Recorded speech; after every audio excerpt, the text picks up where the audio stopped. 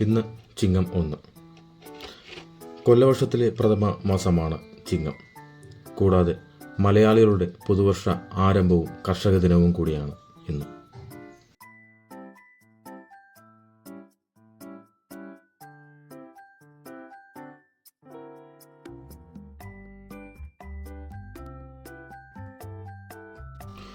ഓണക്കാലത്തിന് തുടക്കം കുറിക്കുന്ന ഈ മാസം കർഷകർക്ക് വിളവെടുപ്പിൻ്റെയും സന്തോഷത്തിൻ്റെയും സമയമാണ്.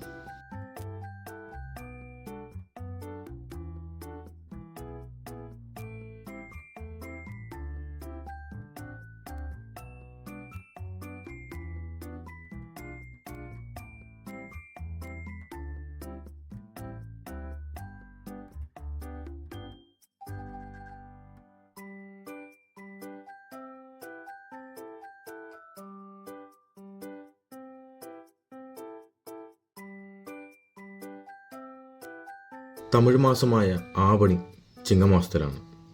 ഓഗസ്റ്റ് സെപ്റ്റംബർ മാസങ്ങളിലായാണ് ഈ ചിങ്ങമാസം വരിക.